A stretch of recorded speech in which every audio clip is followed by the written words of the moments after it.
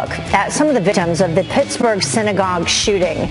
The accused killer due in court today. We'll get through this darkest day of Pittsburgh's history by working together. I think this president's whole modus operandi is to divide us. It's not enough that on the day of a tragedy, he says the right words. The best thing to do is for people to stop trying to score political points when something terrible happens. This caravan is not getting in. There is a right way to emigrate to the United States, and this is not it. But they're not listening. They're going to start marching here in a matter of minutes, and we'll be with them. Thousands flood the streets in Brazil overnight to celebrate the nation's new president-elect. Jair Bolsonaro, often compared to President Trump, promised to crack down on corruption and crime. Do you want to run again? No. Wait. No. That was a pause. Well, I'd like to be president. Okay.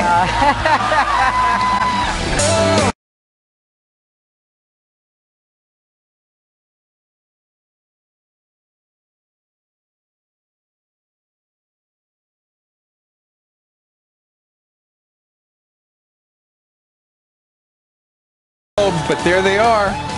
Boston Red Sox run for the ages. I mean, they've been, except for a great start by the Yankees, they've been the best team in baseball the entire season.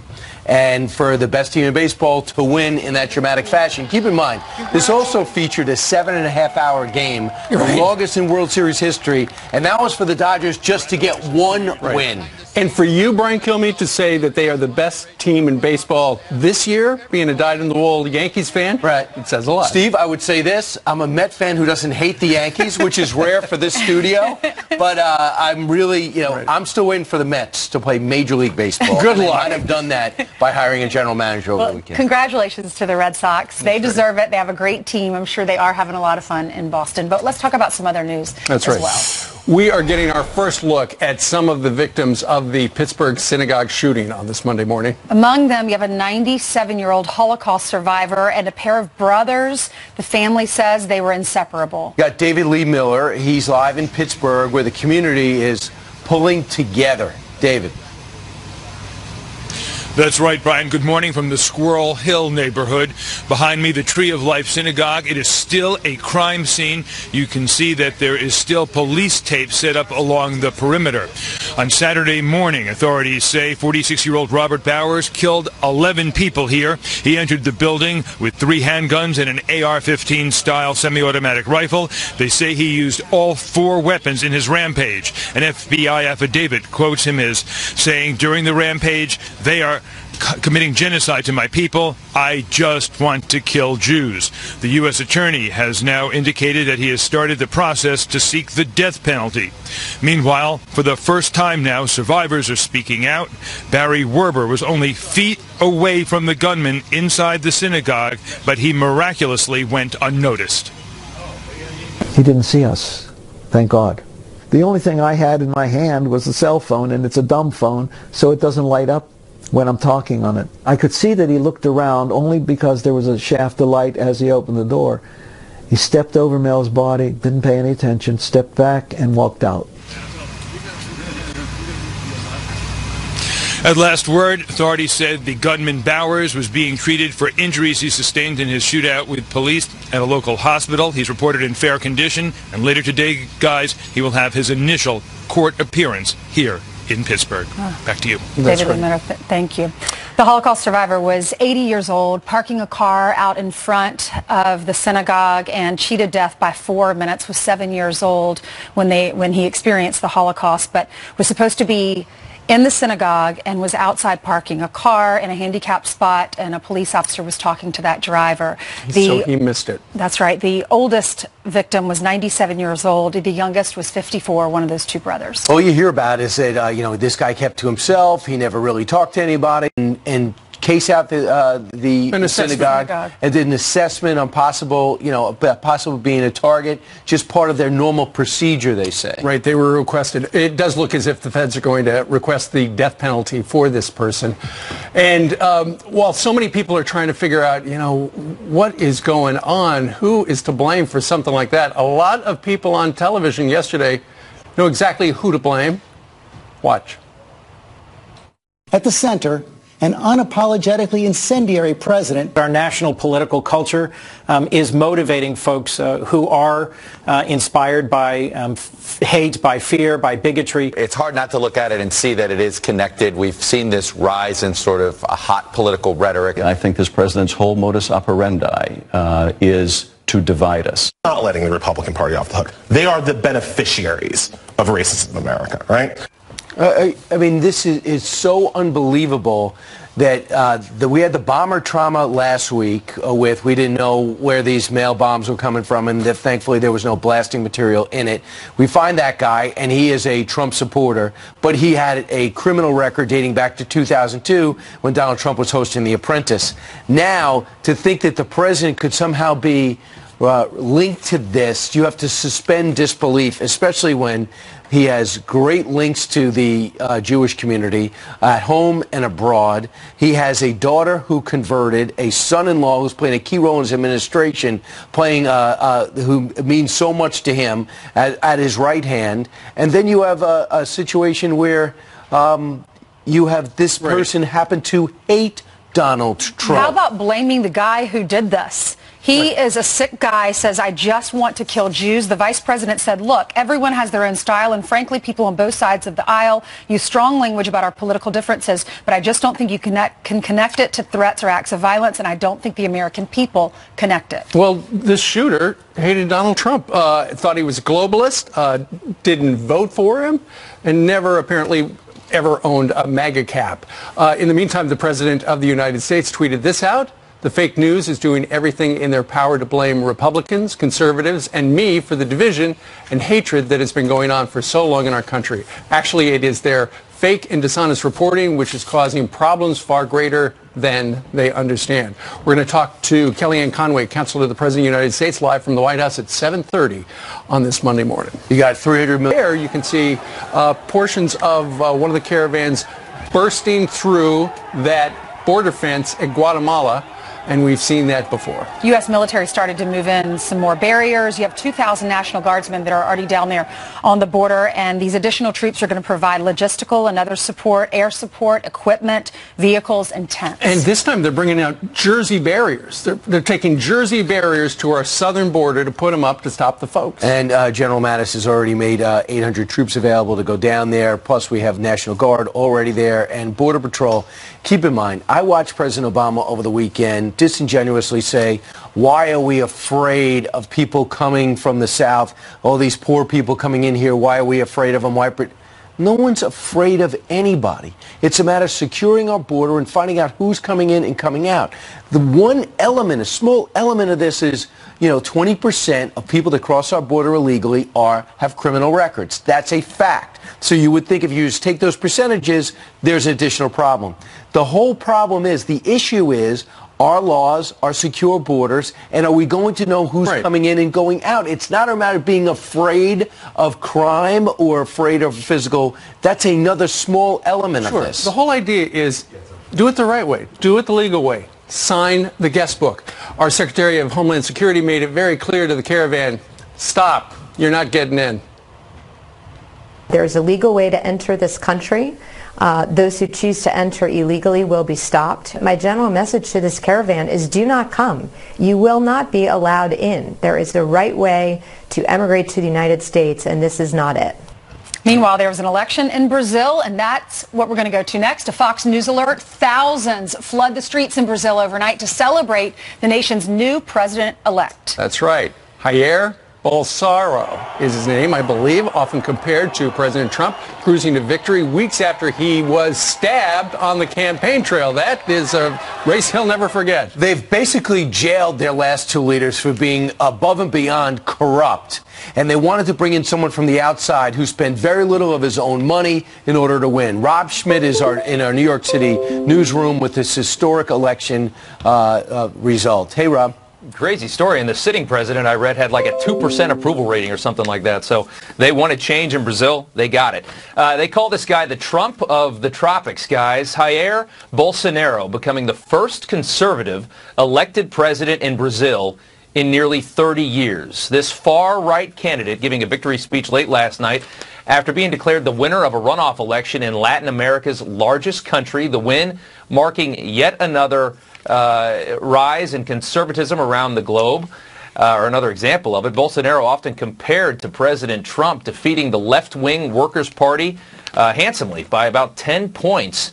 The former Army captain energizing supporters throughout the campaign, promising to crack down on crime and rampant corruption in that country. His movement representing widespread anger at the political class, which we're seeing all around the globe. We've seen it in Italy as well. Bolsonaro still recovering after suffering a life-threatening stab wound at the hands of a political opponent in early September.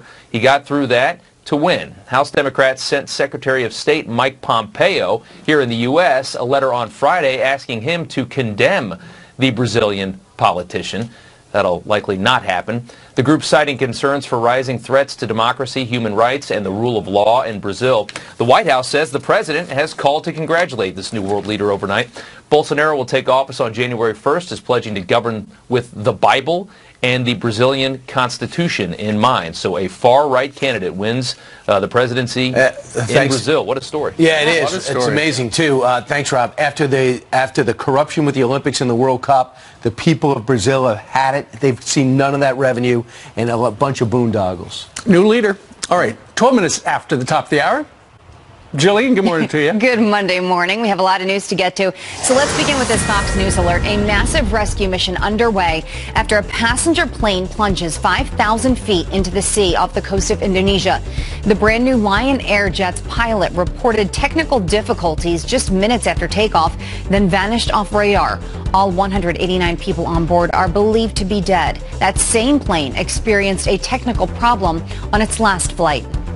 The man accused of sending more than a dozen suspicious packages to prominent Democrats will appear in court for the first time today. Cesar Sayoc is set to face a judge in Miami. Sayoc's sister telling the New York Times about his recent strange behavior, saying, quote, he just started getting weirder. He is expected to be transferred to New York for prosecution.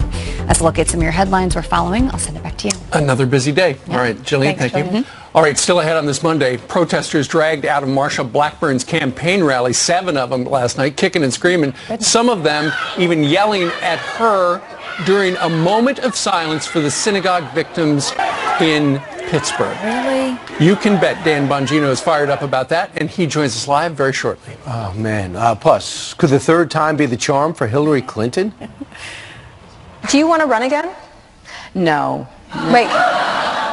No. That was a pause. Well, I'd like to be president. Okay. A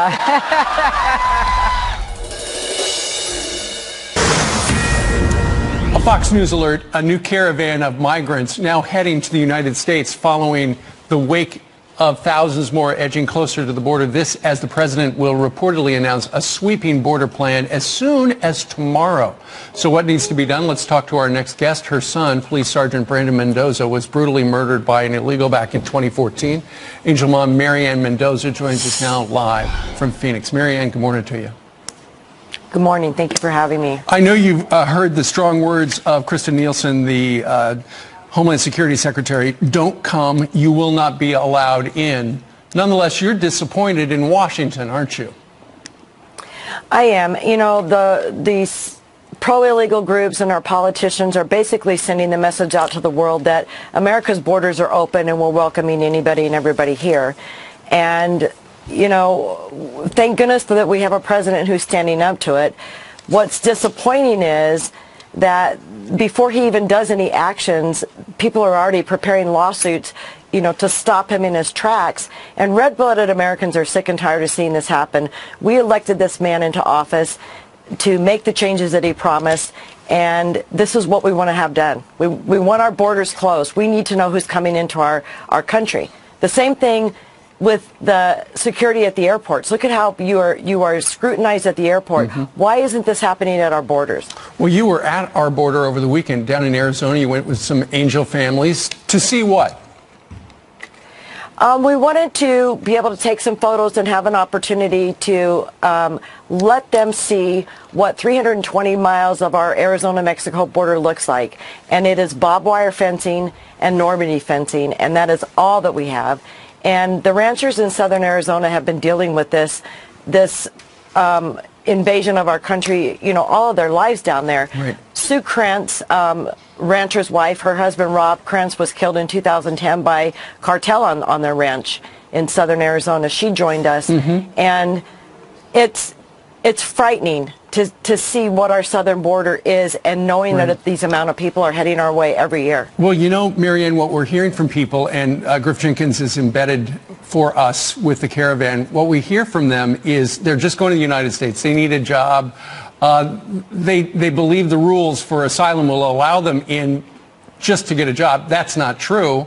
But do you feel for them knowing that they are just trying to have a better life? There's a certain part of me that does, but I know what this element can bring to our country. I have personally been affected. My son paid the ultimate price for these policies, and the politicians, these special interest groups, and the UN are basically sending the message out now that America's wants and needs are no longer important. We need to step down and shut up, and red-blooded Americans are not going to do that. We elected the man into office who can do that. Follow through with his promises and make this happen. All right. Marianne Mendoza joining us today from Phoenix with her point of view. Marianne, thank you very much. Thank you. All right. What do you think about that? Email us, friends@foxnews.com.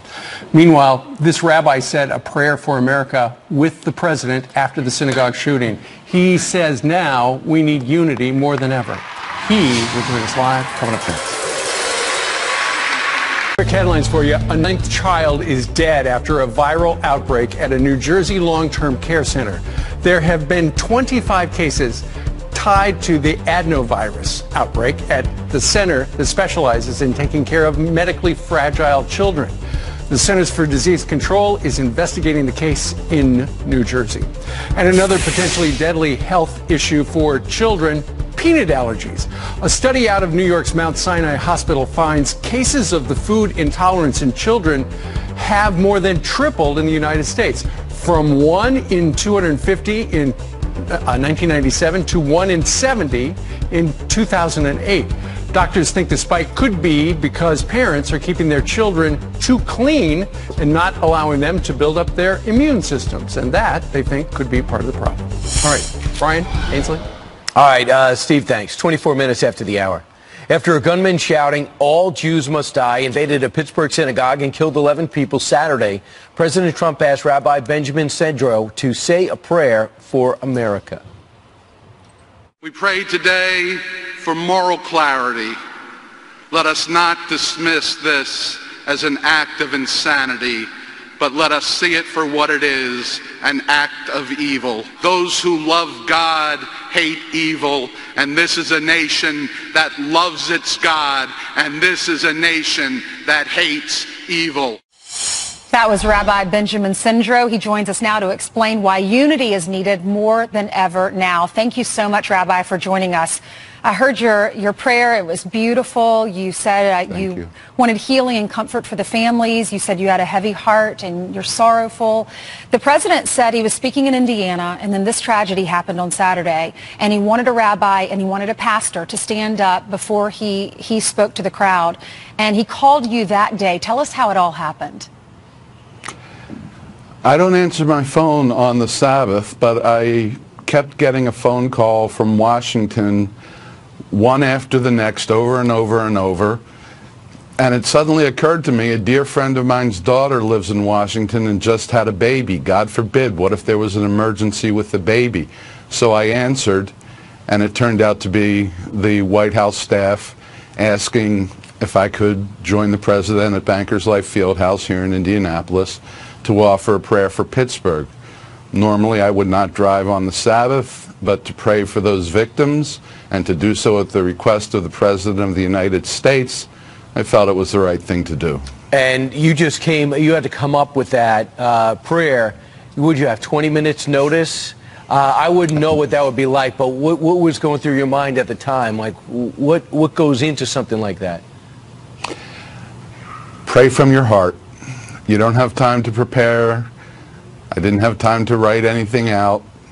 I just said, I will go out there and I will pray from my heart. And that's what I did. Will you speak from your heart right now and tell us a message that for this country, because we're so divided and we do need unity?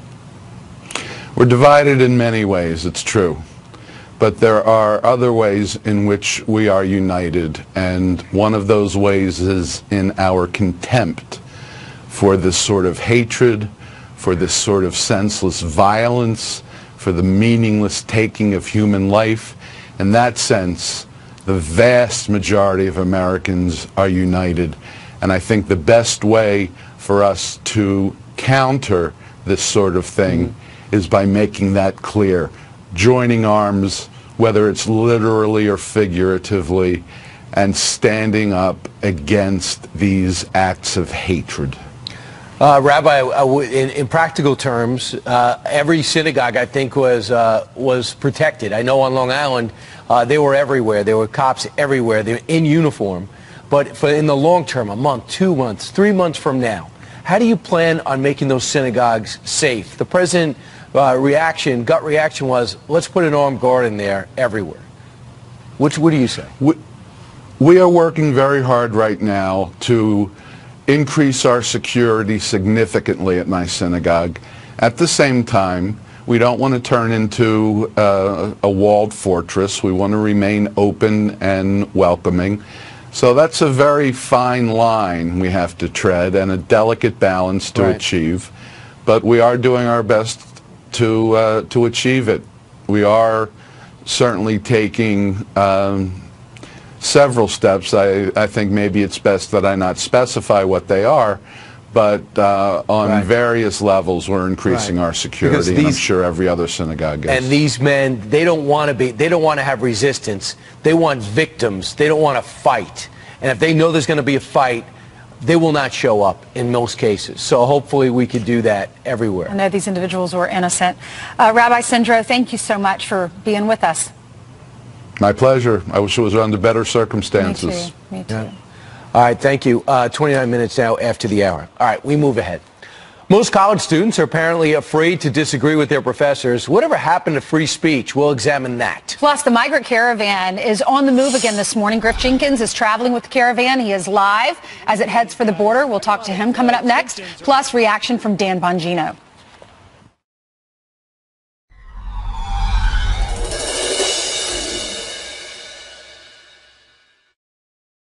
Now the migrant caravan is back on the move this morning. Thousands of people marching on up to the United States after stalling over rising tensions. Griff Jenkins is embedded with the migrant caravan in southern Mexico. He joins us live as he travels north with them. Griff, I was reading that yesterday there was kind of a pause, but today they're taking off again, aren't they? They are. Good morning, guys. You can see them behind me. This is the caravan about an hour ago started in the town of San Pedro Tepanetepec, and they're going about 30 miles north to the town of Neiltepec. And what's interesting is we are standing here at an immigration checkpoint between those two towns. You can see they're just not checking anything. They're just letting them pass and go about their business. What's interesting is the little town of Neiltepec, where they're going, has a population of 4,000. And so the caravan, by conservative estimates, is still 4,000 or 5,000 strong. So it's literally the size of the town. And we've talked a little bit with some of the officials, the national Mexican sort of health officials, saying that they're worried with these small towns that they won't have the resources they need. You see them going by. Buenos días. ¿Cómo estás? Yeah. ¿Cómo se llama? Griff? Yeah. ¿Qué piensas de oferta de México y el presidente Peña Nieto? Que se ha portado bien con nosotros. No. ¿Vaya a Estados Unidos? Sí. See. Okay, so that's just a very quick thing. You know, they don't want the offer of Mexico to get some asylum in these southern states of Oaxaca, where we are, Chiapas, where we were before. They were going to Mexico City, where some may decide to stay, although there is no offer from the government there. But most say they're going to go to the United States, despite the constant admonitions from Secretary Nielsen, President Trump, and the administration, as General Mattis puts resources on the border. But you can see they're coming. They're strong. They had a day of rest yesterday, and yesterday it was very interesting, guys. Over the weekend, we saw the group trying to police themselves because a big fight broke out over food. Food is scarce, and they were telling people to also clean up so that they don't get a bad reputation for littering in these small towns, guys. That's exactly right. All right, Griff, who is live with the caravan down in Mexico, we thank you very much. As we learned last week from Griff, the caravan starts early before the sun is up because it is so hot there. They're trying to get a start on the day before the really hot weather rolls in. Well, I'll tell you, he's hot under the collar, but he's in an air-conditioned studio. Dan Bongino joins us right now, former NYPD officer, former Secret Service agent, author of the brand new book, Spygate, The Attempted Sabotage of Donald J. Trump. Dan, welcome. We see the caravan out there, and I was just stunned to see President Obama just mocking the fact that we are looking at this caravan with a sense of concern, as if we feel as though the nation's going to be overrun by what he terms underprivileged or poor people. That's not the point, and he knows it. Yeah, he does know, and that's what's deeply disturbing about this, Brian. There's really nothing irrational about Americans, tax-paying Americans, being concerned about thousands of people crossing the border not vetted. I mean, that we're having this conversation is almost strange, that we're being painted as irrational ones. You know, I was listening to you earlier in the show, and you brought up just a simple statistical point that's irrefutable. A significant percentage, maybe not a majority of, but a significant percentage of people entering on any given day are going to be stopped at the border for some kind of narco trafficking, criminal activity or otherwise. It's not a majority, it's not an overwhelming amount, but it's enough for us to be concerned. Therefore, by simple numbers, if thousands of people enter unvetted at any time, you're going to have people enter the country that shouldn't be here. That's not a fear tactic, that's just the truth, and I'm glad you brought that up. What about diseases? I mean, there's a reason why you can't bring a kid to school unless he's inoculated. You know, there's things that happen in this country. We already give 40 to 50% of our taxable income to the government for social programs. Is it too much to say that we just can't have countries, entire populations come in here without being looked at as hard-hearted? To me, it's a practical way of having a nation that everyone looks up to and wants to be a part of. That's part of the reason why America's America. There's a process. Brian, if this is allowed to continue, the caravan into the United States, then the border is meaningless. And I mean that. I mean, what's the point of a border? If we can't stop individual narco traffickers and human trafficking across our border when they come in small groups, and we can't stop them in large groups, then I'm asking a reasonable question. What's the point of the border? Yeah. You can't stop small groups. You can't stop large groups. What's the point? And what's fascinating here is whenever it comes to the topic of illegal immigration, do you ever notice it's only discussed by the left in terms of its effect on the people crossing the border illegally. It's almost never discussed on the effect illegal immigration has on border towns, border communities, the taxpayers in the United States in general. It's like our concerns are ignored, and we're only supposed to pay attention to the concerns of the people in the caravan, which is entirely irrational. Dan, there was a campaign rally in Nashville for Marsha Blackburn, who was in a very close race there. Some protesters stood up while she asked for a moment of silence for those individuals that died at the synagogue on Saturday. During the moment of silence, some protesters stood up. They were escorted out, kicking, screaming. We have it on video. Watch this. A moment of silence. Marsha Blackburn is a white supremacist.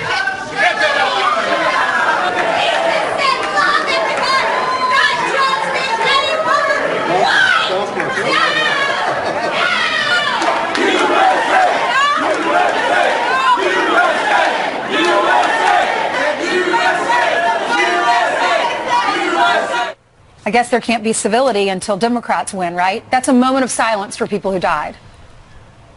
I mean, really, is there footage you're going to see today that's any more gross than this? A moment of silence for the victims killed in this savage, horrific attack, and you're screaming Marsha Blackburn is a white supremacist. And the insane part about this whole thing is, again, we're supposed to take civility lessons from this radical far left. Now, listen, unlike what they do to us, that's not obviously epidemic of all Democrats, but you know they'll do that to us, the liberal media. It's not. It's a fringe group of people that do really dumb things. But I expect today the Democrat Party, and especially the Democrats in Tennessee, where that race is happening, to loudly denounce this kind of absurd, outrageous behavior in the name of civility. We're waiting to hear it. Well, Phil Bredesen, who is currently trailing her by 6.5 points in the Real Clear Politics Average, put out a statement yesterday and denounced it. But at the same time, he said, but Blackburn, essentially, supporters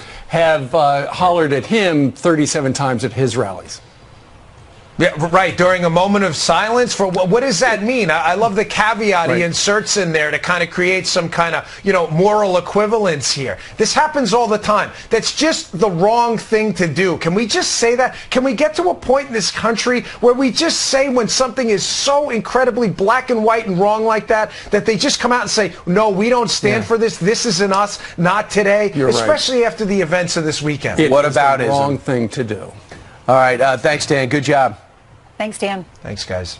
All right, 20 minutes till the top of the hour, and Jillian has some more headlines for us. Hey, Jillian. That's right. Good Monday morning. And a story that you have to hear. A brave dad at McDonald's with his children shoots and kills an armed suspect storming the restaurant. The father has life-threatening injuries. An employee there very grateful for his bravery. He's my hero, because I can only imagine how it would have went if he wasn't armed. We might not be here having this interview. The dad started shooting after the masked gunman opened fire. One of his sons, hit in the shootout, is expected to be okay. The UK hopes to reform one of its most dangerous radical Islamist preachers with an educational course. And Jem Chudadri just released from prison for supporting ISIS. He must now complete a de-radicalization program with mentoring and theological advice. By June, 230 extremists will take the anti-terrorism course. If Chudadri doesn't show up for the sessions, he'll go back to prison. It looks like Hillary Clinton isn't exactly ready to give up on her White House dreams. We're going to talk about 2020 in a minute. Do you want to run again? No. Wait.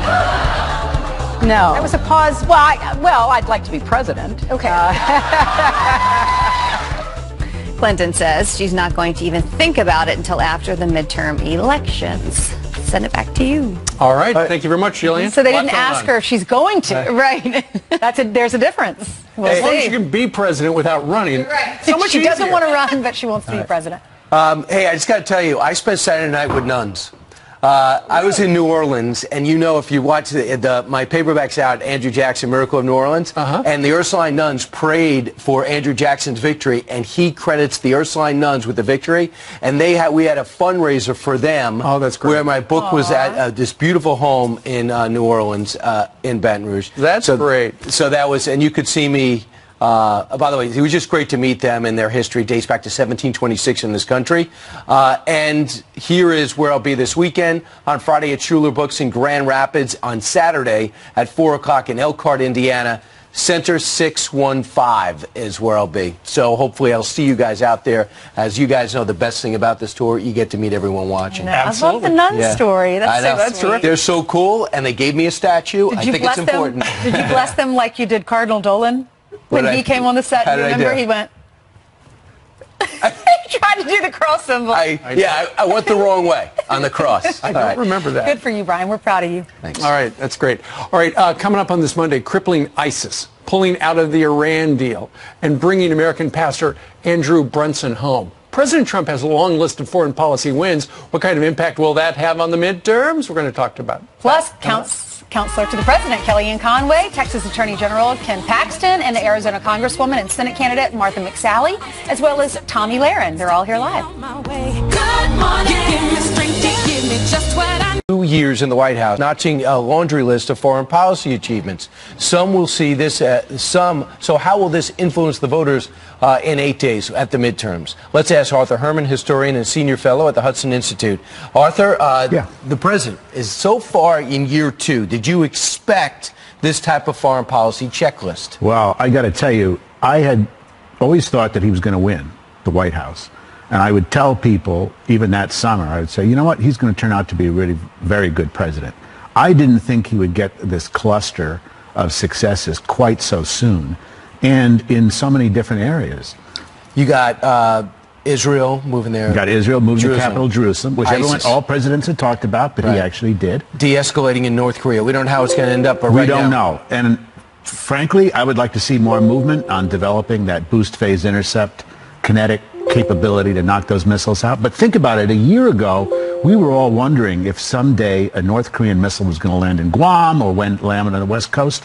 And now we've had no missile tests, and that situation has been diffused a lot. And in the Iran nuclear deal, the NAFTA renegotiated other trade deals. Renegotiated. What a surprise that was. Everybody said this was going to ruin relations with our North American neighbors, and Trump was able to renegotiate. NATO allies are now paying more, and now he has They're promising to pay more. Right. I mean, everything is a process. This is a process-oriented president. Not in a bureaucratic way, not in the way in which State Department or government bureaucrats think about process. But he's moving forward step by step in terms of developing these policies so that Americans feel safer. And I think he's been very good at that. Finally, Arthur, 47% approval rating, all-time high for him from Wall Street Journal and NBC. But you're a historian. Does this matter in the midterms traditionally? I think it does in this sense, and that is that you've got a growing economy. You've got key issues that Trump is going to address, which is the illegal immigration. But you also have Americans who feel like what Trump has done is to maybe not necessarily made the world safer, but made it less necessary for Americans to intervene the way they felt they had to in Iraq and Afghanistan. Look at defeating ISIS, but not extending our presence in Syria, for example. Diffusing the situation with North Korea, but not by escalating towards a DEFCON type of response to the North Korean threat. This is very key for making Americans feel like this is a president who's keeping us on an even keel foreign policy-wise. Great perspective, and we'll talk more about it on radio. Arthur Herman, thank you so much. You bet, Brian. Pick up any of his books. You will not regret it. Straight ahead. Speaking of President Trump, counselor to the president, Kellyanne Conway, here to talk about how she communicates that message we just discussed. Plus, more college students are apparently afraid to disagree with professors. Is free speech gone on campus? Put me on the cover of the Rolling Stone, uptown, down home, American kids. 2 years in the White House, notching a laundry list of foreign policy achievements. Some will see this, so how will this influence the voters in 8 days at the midterms? Let's ask Arthur Herman, historian and senior fellow at the Hudson Institute. Arthur, the president is so far in year 2. Did you expect this type of foreign policy checklist? Well, I got to tell you, I had always thought that he was going to win the White House. And I would tell people, even that summer, I would say, you know what, he's going to turn out to be a really very good president. I didn't think he would get this cluster of successes quite so soon, and in so many different areas. You got Israel moving there. You got Israel moving the capital Jerusalem, which all presidents had talked about, but he actually did. De-escalating in North Korea. We don't know how it's going to end up, but we don't know. And frankly, I would like to see more movement on developing that boost phase intercept kinetic capability to knock those missiles out. But think about it. A year ago, we were all wondering if someday a North Korean missile was going to land in Guam or land on the West Coast. And now we've had no missile tests, and that situation has been diffused a lot. And in the Iran nuclear deal, the NAFTA renegotiated other trade deals. Renegotiated. What a surprise that was. Everybody said this was going to ruin relations with our North American neighbors, and Trump was able to renegotiate. NATO allies are now paying more, and now he has They're promising to pay more. Right. I mean, everything is a process. This is a process-oriented president. Not in a bureaucratic way, not in the way in which State Department or government bureaucrats think about process. But he's moving forward step by step in terms of developing these policies so that Americans feel safer. And I think he's been very good at that. Finally, Arthur, 47% approval rating, all-time high for him from Wall Street Journal and NBC. But you're a historian. Does this matter in the midterms traditionally? I think it does in this sense, and that is that you've got a growing economy. You've got key issues that Trump is going to address, which is the illegal immigration. But you also have Americans who feel like what Trump has done is to maybe not necessarily made the world safer, but made it less necessary for Americans to intervene the way they felt they had to in Iraq and Afghanistan. Look at defeating ISIS, but not extending our presence in Syria, for example. Diffusing the situation with North Korea, but not by escalating towards a DEFCON type of response to the North Korean threat. This is very key for making making Americans feel like this is a president who's keeping us on an even keel foreign policy-wise. Great perspective, and we'll talk more about it on radio. Arthur Herman, thank you so much. You bet, Brian. Pick up any of his books. You will not regret it. Straight ahead. Speaking of President Trump, counselor to the president, Kellyanne Conway, here to talk about how she communicates that message we just discussed. Plus, more college students are apparently afraid to disagree with professors. Is free speech gone on campus? Put me on the cover of the Rolling Stone, uptown, down home, American kids. Roll. 2 years in the White House, notching a laundry list of foreign policy achievements. Some will see this, so how will this influence the voters in 8 days at the midterms? Let's ask Arthur Herman, historian and senior fellow at the Hudson Institute. Arthur, the president is so far in year 2. Did you expect this type of foreign policy checklist? Well, I got to tell you, I had always thought that he was going to win the White House. And I would tell people, even that summer, I would say, you know what, he's going to turn out to be a really very good president. I didn't think he would get this cluster of successes quite so soon, and in so many different areas. You got Israel moving there. You got Israel moving to capital Jerusalem, which all presidents had talked about, but he actually did. De-escalating in North Korea. We don't know how it's going to end up, but we don't know. And frankly, I would like to see more movement on developing that boost phase intercept kinetic capability to knock those missiles out. But think about it. A year ago, we were all wondering if someday a North Korean missile was going to land in Guam or land on the West Coast. And now we've had no missile tests, and that situation has been diffused a lot. And in the Iran nuclear deal, the NAFTA renegotiated other trade deals. Renegotiated. What a surprise that was. Everybody said this was going to ruin relations with our North American neighbors. And